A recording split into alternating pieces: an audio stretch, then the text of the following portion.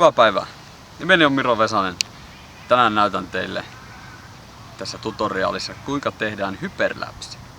Aluksi valitsemme kohteen, jota seuraamme koko kuvauksen ajan.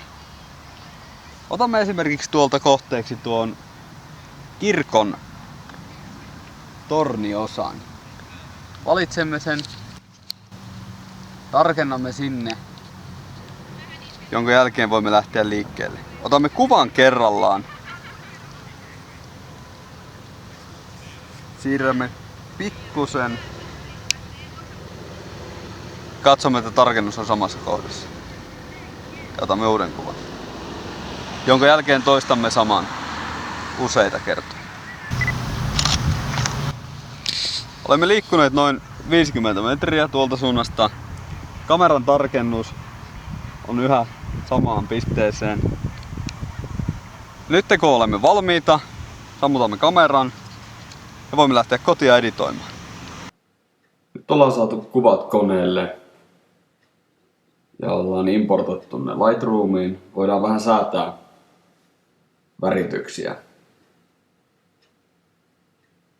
Lightroomin käyttö ei ole pakollinen tässä, mutta itse tykkään vähän säätää näitä. Sen jälkeen valitaan kaikki ja voidaan synkronoida ne. Kaikista kuvista tulee samanlaisia.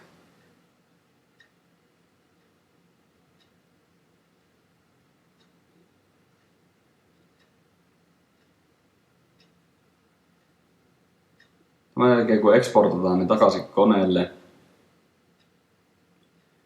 me voidaan muuttaa kokoa täältä.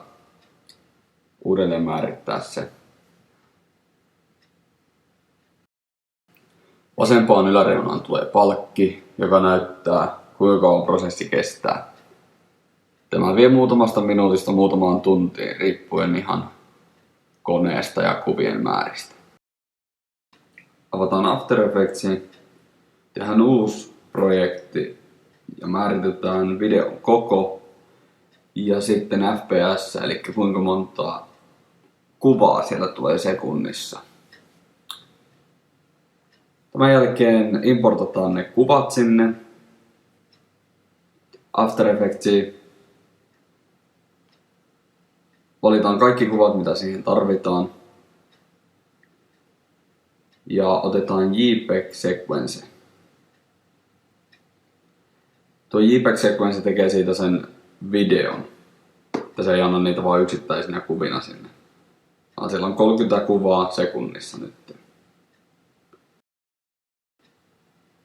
Tämän jälkeen voidaan stabiloida se. Ja se stabilointi näkyy tuolla vasemmassa yläreunassa kanssa. Kun stabilointi on tehty, niin After Effects kroppaa, eli rajaa sen kuvan uudestaan. Tämän jälkeen halutaan renderöidä se kuva ulos täältä. Vaihdetaan tuo videokodekki, että se ei ole animationi. Itse tykkään käyttää tuota H264. Sitten valitaan minne se video tallennetaan.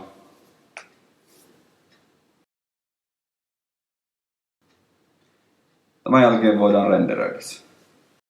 Tämä voi viedä useita minuutteja. Ja valmis video näyttää sitten tältä.